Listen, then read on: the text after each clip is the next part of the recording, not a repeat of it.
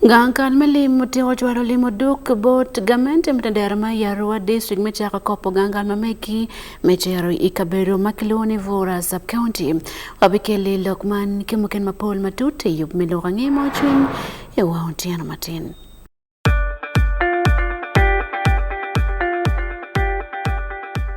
At least the one thing for now we can all agree on is the soap to use. He likes that it's big and lasts long. Anti-economy. I like that it keeps my skin smooth. Ate alina echovu. And the children like that. It smells amazing. Everyone is happy. Movit soap comes in 4 fantastic flavors. Movit family soap is truly soap for the whole family. Movit. All day confidence.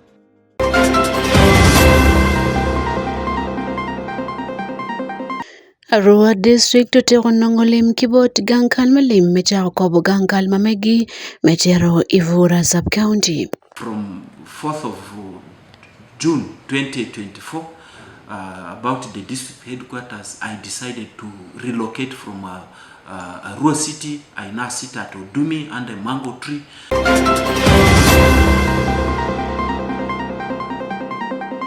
Kimiyo dam kilwak me jolo kwano kidong timo tijing piano bokela lola kama pol ikiti miriam mojan giko malo melobo Uganda. Ini kako biyon kuno ngej kany peke do ken gang kita ko biyon kwere.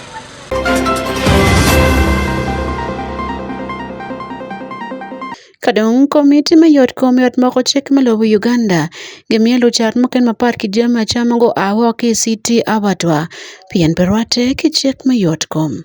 Standards is only supposed to handle slaughtering of animals, and whatever comes in here should live as a carcass.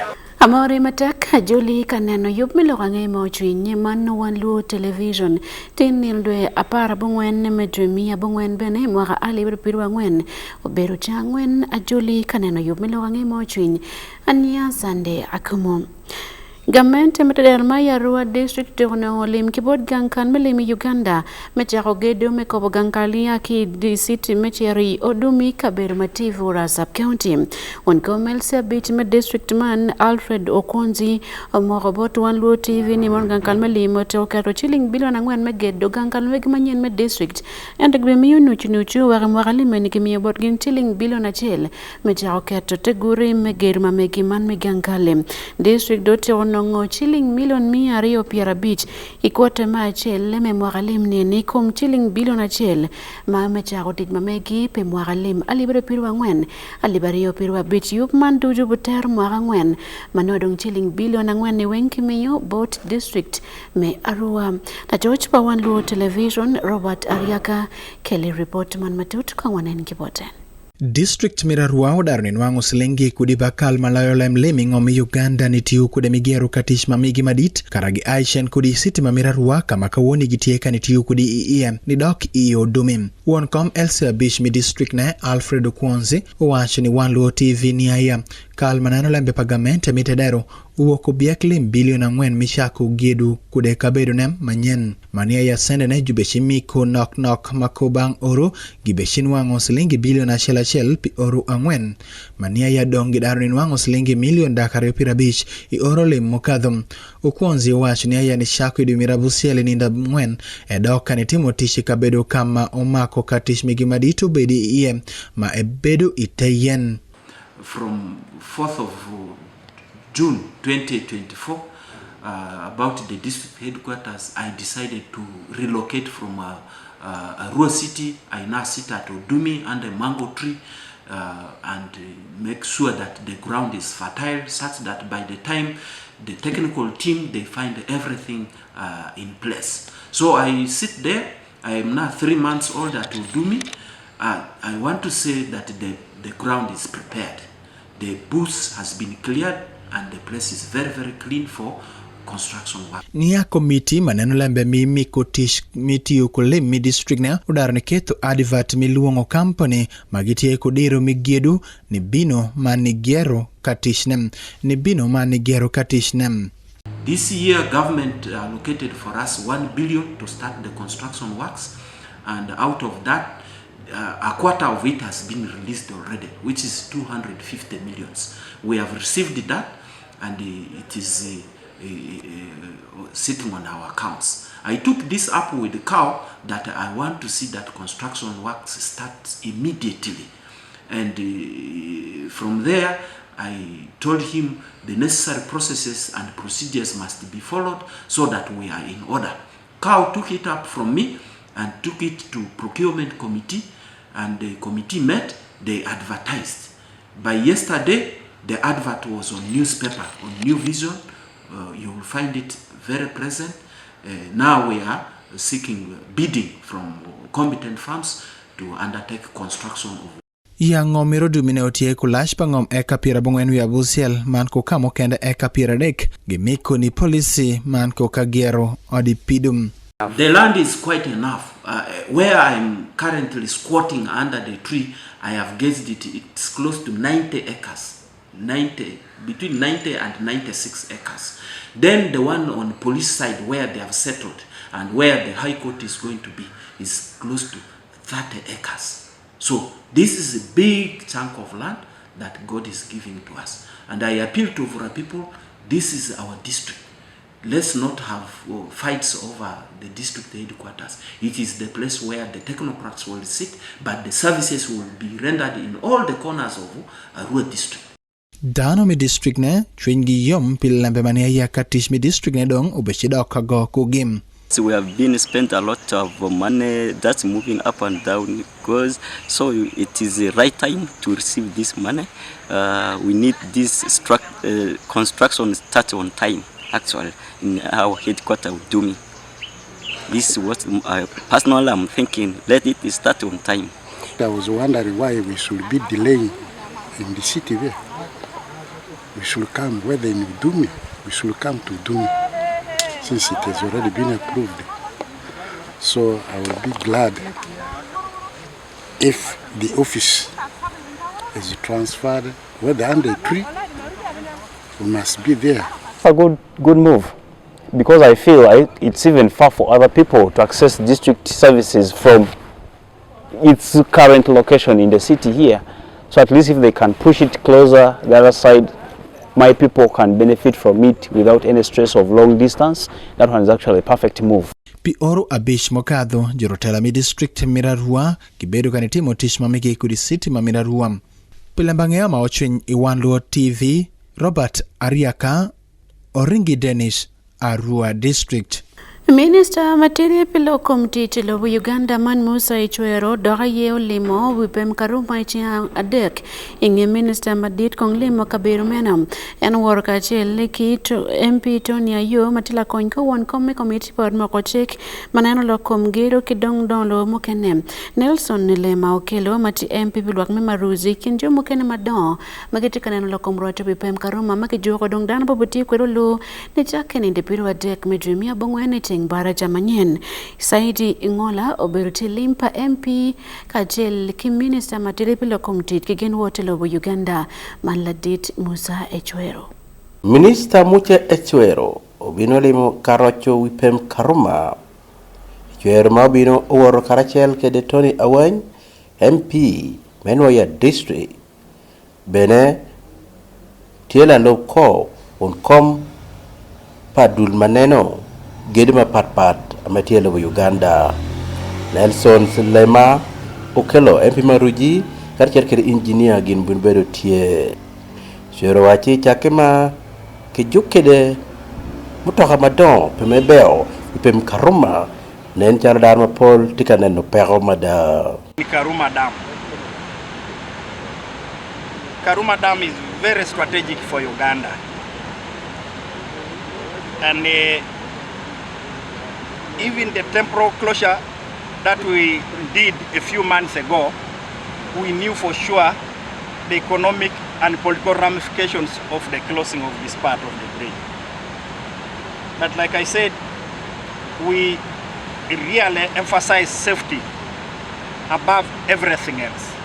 We know for sure the inconvenience this is going to cause to the traveling public, especially people from the sub-region and those who want to access the neighboring Southern Sudan from here. Now, yesterday, my senior minister was here. Today, I am here with a team of this very important leaders. But the point that brings yesterday the minister had to come and make sure he sees what exactly has happened over time. He sees, he gets the explanation from the contractors that have been assigned to do work here, and then makes a pronouncement. As the minister, he has the power to close the bridge permanently for the sake of the safety of the citizens, if it was condemned. But what brought him is not to close it permanently, but to close it for 3 months. So I want that clarified. He's closing it for 3 months when the work will now be on the surface of the bridge. From the time we handed the work to the contractor, it turned out that most of the leaders in the country were not satisfied with what was going on because they were not seeing. Now, while before Parliament, there were conflicting reports about what's going on. Some were saying there is no work going on completely. But from us, we knew from the briefs of the engineers, particularly the people who are managing on behalf of government, the ministry from UNRWA, they had told us work had started, but work was in phases. So the leaders in Parliament had challenged us because they said we were telling lies. And then they have promised us, other things remaining constant, they will finish this job within 3 months, from next Monday when we close. Man kum kare mani ndi gamere ko tikitiko nungu chente meroche wipem mano. That we are not looking for money for this bridge. There is already money. This parliament was very smart. Immediately they realized Karuma has a problem. They voted for money. That's why there's very many competing demands. There is money for Karuma. So it's not a question of where will you get the money from. The money for this work is there. Tony Awany wachi roche wipem Karuma mantia adugime kachoke malume parliament bino bede gini igulu city machichoke. I've had the courtesy of accompanying the Minister of State for Works and Transport, the Honorable Musa Echuero. I must state very clearly that during the regional sitting of Parliament in Gulu, we made recommendations for starting remedial works on the Karuma Bridge. That was one of our most powerful recommendations that we made in the regional sitting in Gulu. I am glad that the government has listened to that recommendation. Chris Ongom Lalowon Koma Beach Meo Oyam District bino wache pertek kigamente menene gi kata ki yomo weko konjo mogama kero gi nupere ma katwere ikel nyu feri iatora makubukin mutunda nyone Oyam karchel kira dongo. In isolation, we have daily commuting of students, daily commuting of those who are going for health services, both across Karuma and also towards Atapara. So we have requested an emergency of a speedy boat while they also work on the ferry. Much as these other routes can be worked on, but our business between Kirandongo and Uyam will be seriously affected. I pray that something needs to be done because Atora route used to be used by ferry. It used to be the dock would offload in the other side in Masindi Port, then it would offload in Atora when this bridge was not yet there. So if they go and do the survey within a week, they can pick for us a speedy boat from somewhere, then we will begin to commute to help in the emergency time. But now here we are. Oyam has been is now going to be like an island. The other side you can approach from Pakwaj. Engineer Ben Oyunu Owili magin bido rachu ipemano wache gin binerne gin getiu palube kere kitameno tametekede. The letter was issued to the contractor had a joint assessment of the bridge. So what we literally did was a detailed investigation based on the actual assessment. So we went down there, had a look in detail what exactly is the issue. And the first thing we get, which was not okay, was the bearing. This bridge has 10 bearings. So all the bearings were worn out and needs immediate replacement. That was one of the issues that we did. In fact, that was a confirmatory issue. Already, they were already announced that the bearings. Which at will, the water yo, you take luoro, igeng wipem Karuma. Wan Luo TV and Saidi Engola. Afuenen report keyboard Saidi Ingola. Kimiyo tam keyboard dano magitie ikabir mapole kumalme Uganda mecharo jolo yub me kwano teaching piano kela lawalak mapole ka bene kelo don lobo ikin dano magitie kin pachi lunget ki wani mono don lobo bino kache dano yabo tam gi mecharo jolo gen maiki na rama kelo ket me don lobo ki bene yabo tam we dano ikin kabir mapole bole kimiyo bo dano magitie ya juli kama chan futi roma malo dakenen kit me yabo chwina ke bene jolo tit maiken weke kela lawalak ikin dano maikin pachi ka bene ke jakti yolim idok pa jachel duju magiti ka beruman lo ki dong ben lo dero wani mono teaching tiken yo achel mo ba kwenda na ki chan piani mono miyo tit pingare mane pier kene la bon koro tit ki office nyo bene nyo tit bon ngat ma ken mapat piani tike dero ne wiye taktik jame tit roma chako gen moiken makele biachara Johnny Sani o chaka chon berka goro dok yo report man en kele matut committee iye mamewa melorange mo chwin kongwanen report kibot en Polunyuro ginen wai teaching uberu kwan palutino ma wigi goro ento pekumeno kid maludiro giwajo kwere ni teaching kala tieno kwano romu yapo anyime pio yot loyo ngad manuti kamete ke kwan chibe kakiteo lutino mechako kwano teaching wekabir mamekwa udong pio yot konu nyayo teach bene ching lutedero Burlington pa ngwej lakan chila beach machung pilwak mebuan tira sub county Gulu district uterne lutino madongu kwano teaching adukinete kanen tedero ini kako bienu kuno ngej kan pege dog ken gang kita ko bienu kwere ken karam ko no naga yange no pege empowering gen no giluo pege ron wa logo ken dano pege ron wa logo mo bero ko chalu tieno er ko ai kan dongi dog chalu juma dongi ngeo pin mano da civic competent ke ngeo pin ke ron making decision on their own ke ron deciding gi mapolata ngad mau kwano teaching be loy latien mafuti kamete ke kwan mo kenene kit ma won koma dek me buan tira sub county ujara lutada wajo ifu mabegi ti kamaro wan oye pe ko berti lo kangom ko jimile ni wen kwan mat fonye matikate me kanyo ba ter ka lwenya ye bene latien mo no ba yele gi chien ti poni ko wil ngome kamo gene chware unyo ger kanyone kamo eni ko jima pigi tego mano fonye le no ba impacting community en kwan Kidmeno bene Simon Peter Wogoraj la member me od moko chek pilwak me Achua County Igulu district wajoni gamenti tika tute meneno ni lubuman luak mai ye gumaro kwano teaching ni era ye romo ye muchan kinyayo teaching bulu mai kin pachi ka kwaya yo bon me ki me chara no ka kere wo ko me chara kati ka kwano goyo bow o mere ki me ji me duju me chwero bow me guru ne me twero ne o ka kere wo ka kwano lok me keto wit o mere ki me wif o mere ki me ki me ticho ka gin mo la kena chira chilo kwano ka kwano lok me fu o mere ki me ne a startup business gin ma yero ma chira chao ke to kwa ka de a ki ga kwano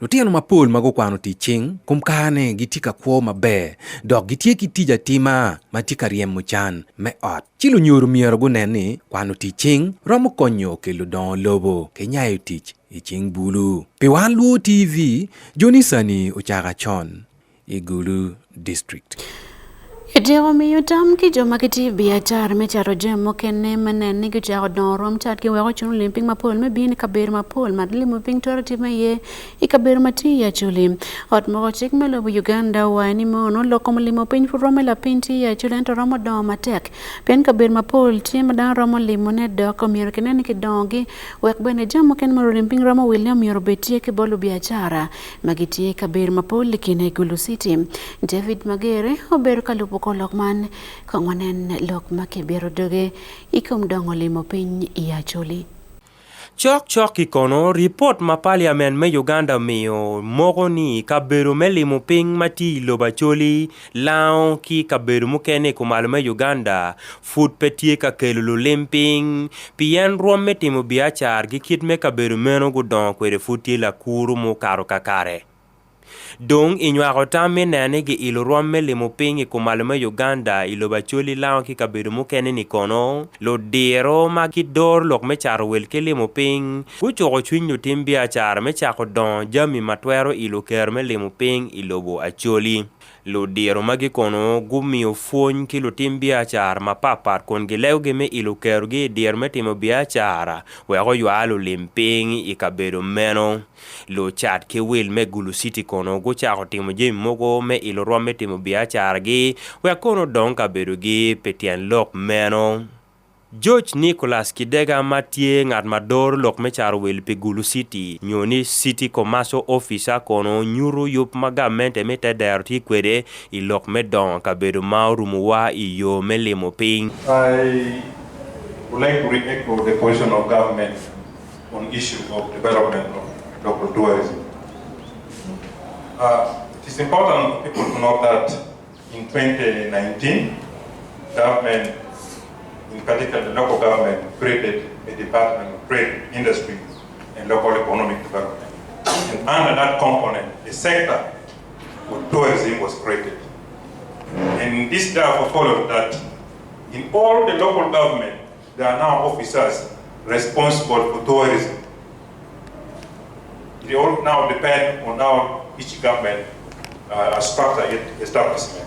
We have tourism officers, senior tourism officers, and the like. And this is therefore a commitment of government to ensure that we encourage the promotion of tourism, both international and local tourism. Wan Luo TV ulo kelo limping machalo Laura ukeny matingara chel matie ki neno metimo biachara mado yabo kono timo biachara ne I Gulu City kono moko kit maitika ilo kede neno man. So the business concept that I have is an existing business which I think I mentioned called Lamaro Studio, and Lamaro Studio promotes women entrepreneurs. So this business model basically brings together different women entrepreneurs who want to promote their products. So we have products from different women from about more than 20 partners. Some of their products we have bought from them, others they are products which are on consignment, we sell on their behalf and remit the money to them.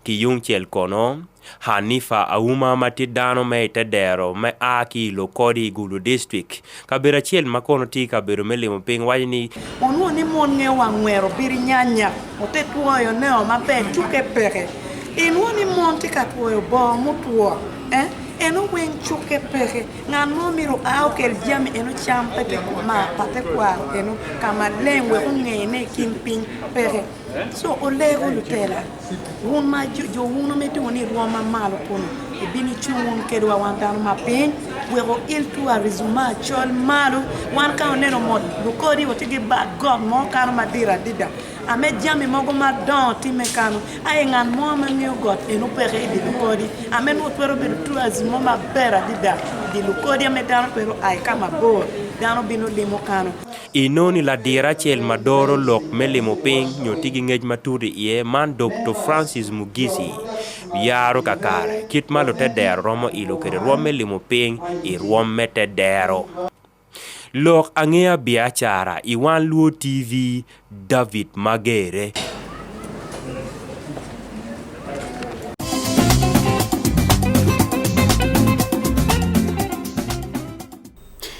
Ilorange mukeni mwachi kwerepe inni kumbia chara yene mono MPs magatita komite melo komiot kum gimioni mono lo chat deme wai bongi kidong je mukeni mapere riwene kikwange waki kaberu manchuk mati city abatwa kaberu makinero yele makacharo de city me Kampala ngino le mukon kaberu mamenen lo kum leo kidong wako leo mayot kum pachama gichar kikuno ikinati yeriyo kuno lo biachar maponti upon kuno ikinati lo chat mo ikiwa maperwati kachato kijema kiteno magicharo ni kaberu makinero yeleye matiema chama padano ilokom yotkom kidongwa koleo na George Mamewa Manfred Kajubi take a report any Wangome komiti meyot kom yot mokotek melobo Uganda Dr. Joseph Ruyunga otelo luwore kagulimo City Abattoir mati Portable Road kaneno lokom gwoko leyo kikit magiti tikere kipi ikaberu meno chuny gi po bero yo me kare maguno dan mapol ti magut pong mateke kabiro men kabani ji mapol magede timone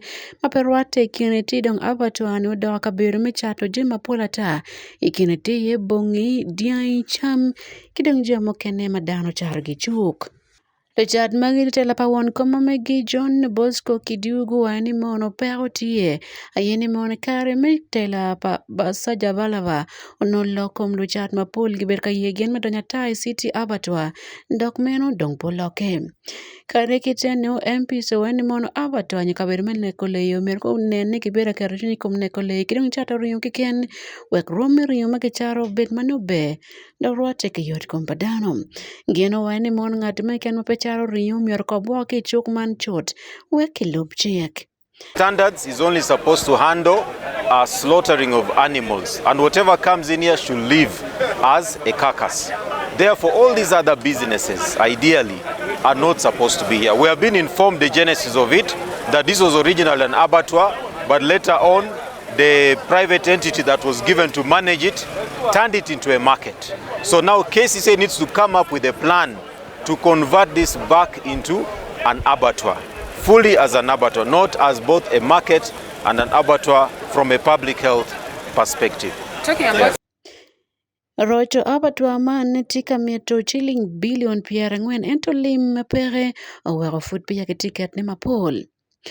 Lumok cheko wani gitike luor mateke lokom romele umol papi kidongere matika beruman pieni perwate kiyot kompadano kibene gwa kaberu moro mulwak dokman balo matek rompario makinego dokicharo kikaberu ni enim. Lotela ko wani mono kerewe ot makinego yele ibene jemu kene tima perwate konge wega mente umirunen kit me konyo gamulot pa kaberu man wagena yodo. Jumagadi chatu bene la kidong maak gen maken make kom leyi magi kitike koro ni mono pero tima tek kom wel meto rompa lama gen git noni ka weko lo do loka gen maramo kelu chente ichingin mechalo biachara. Pe Wan Luo television ki I Kampala Fred Kajubi.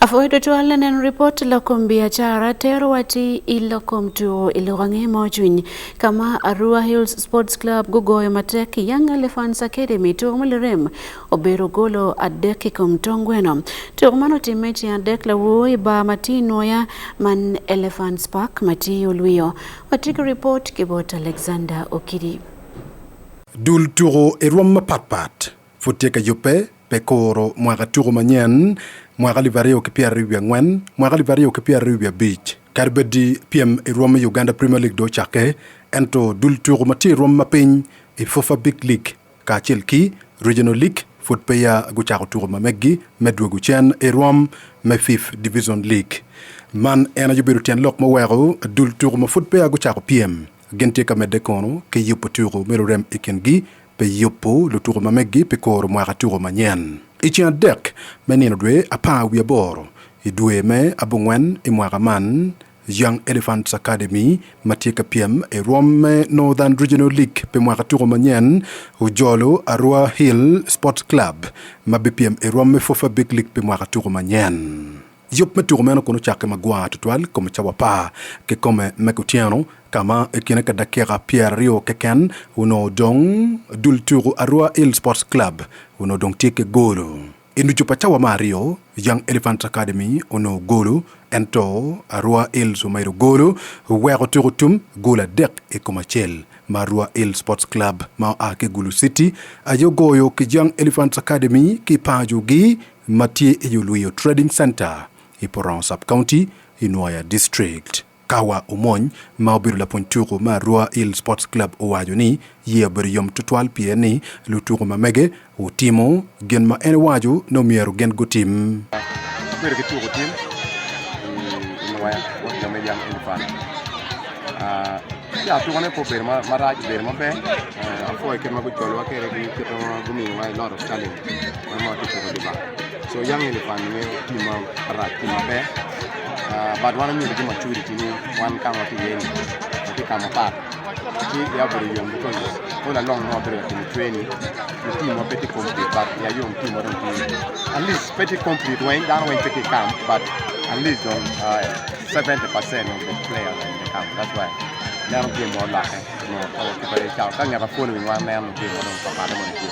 So yeah, young because in 20 minutes we take a goal that you away, and the way we created chances, should have been having like 3 pass up, which is very good when you're playing away. So yeah, you need to take a progressing team, take a building a bear. Some of them Daro Gerba, Nya Nasana Money, because young academy. To over my bear, boys were put to Marai, Canada, just unlucky not to win this game.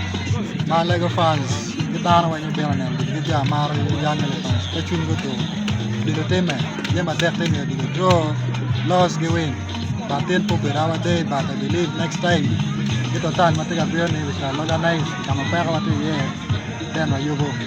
And that's why I like kita wasting, kita dilo teme, put it by man, in the area of Mutton, but you, and the sale, the amount, you pay any, take again, my tech, no, I Young Elephants Academy utiyo ki turumano pe yopolo turugi pe koro turuma diet matotal ayayobo pe Noya district matieke chake ichia bichel man kun chorom primary school energy kama turuman bichake kono ki Arua Il Sports Club benekitong chel teka yope pe chako turu fofa big league magi bichako kinin dwa bichel dwe mapa imwaka man kun genbe makeki Black Power Football Club Matilera City iba kibwa Arua Il Sports Club kono ono pachimanyan egulu city pieni luloch mcredo nasari ki primary school ayowil waro ki Yarua City kekelo gulu dong yop me lako nying dul turman futi ka wara nyim dok bene dul madoro turu dilu ilobu Uganda ma energy fufa be moko pierre la chien pi Wan Luo TV ni Alexander Okidi Kakare, mena yobe report makelo ya geke yup melorange moju nyinir matin changwen ania Sunday Akumu metekene na Wan Luo TV rombe na Luo boy social media watiki Facebook page watiki YouTube channel watiki TikTok kabene watiki X man Twitter machon mereka nywa konget mamigi megite kwere ikum Wan Luo television igin maiken mamero lwa kongen ni woki Wan Luo TV afo nene wa kombeti ania Sunday Akumu metekene na waikare juju.